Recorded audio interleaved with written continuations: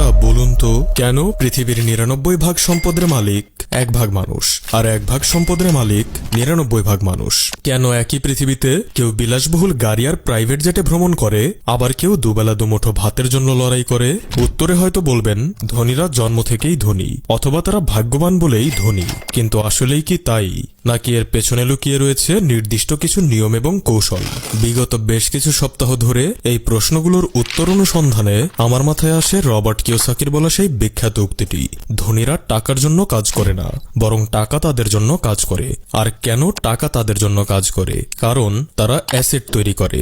কেননা অ্যাসেটই একমাত্র জিনিস যা গরিবকে ধনী বানাতে পারে আর ধনীকে বাদশা বানাতে পারে, সেটাও কোনো পরিশ্রম ছাড়াই, একদম পায়ের উপর পা তুলে আরাম করে ঘুমিয়ে ঘুমিয়েই। আর এটা আমি বলছি না, 2001 থেকে 2021 সাল পর্যন্ত অ্যাসেটের উপর পাবলিশ হওয়া ৩,৪৩৮টি আর্টিকেল বলছে।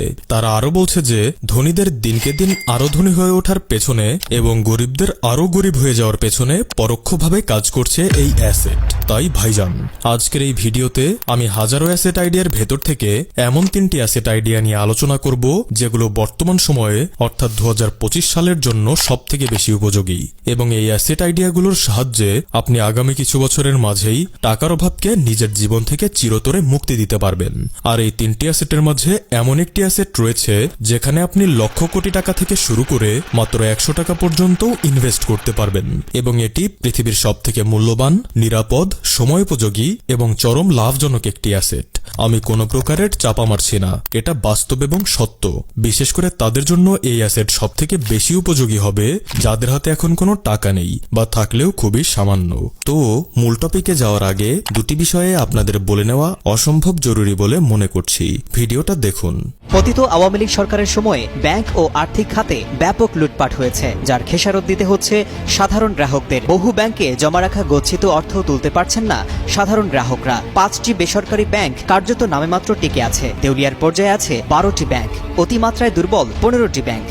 ব্যাংক ডিপোজিট ইন্স্যুরেন্স অ্যাক্ট 2000 অনুযায়ী বাংলাদেশের একটি ব্যাংকে আপনি যত টাকাই রাখুন না কেন, যদি ব্যাংক কোনো কারণে ফেল হয় তবে ফেরত পাবেন মাত্র 1 লাখ, যা পুরো দক্ষিণ এশিয়ার মাঝে সবথেকে কম। পূর্বের কিছু ভিডিওতে আমি বলেছিলাম 2.5 লাখের কথা, তবে সংখ্যাটা মনে হয় সম্প্রতি কমিয়ে 1 লাখ করা হয়েছে। অন্যদিকে ডিআইসিজিসি এর অ্যাকর্ডিং ইন্ডিয়াতে কোনো ব্যাংক যদি ফেল হয় তবে ব্যাংকে আপনার যত টাকাই থাকুক না কেন আপনি ফেরত পাবেন মাত্র 5 লাখ। এজন্যই উন্নত বিশ্বের দেশগুলোতে ব্যাংকে টাকা রাখলে তারা টাকা দেওয়ার পরিবর্তে নির্দিষ্ট রেট অনুযায়ী টাকা কেটে নেয়, যেন মানুষ ব্যাংকে টাকা না রাখে আর সেই টাকা দিয়ে অ্যাসেট তৈরি করে এবং দেশকে অর্থনৈতিকভাবে আরো উন্নত করে। আর দ্বিতীয় গুরুত্বপূর্ণ বিষয়টি হলো,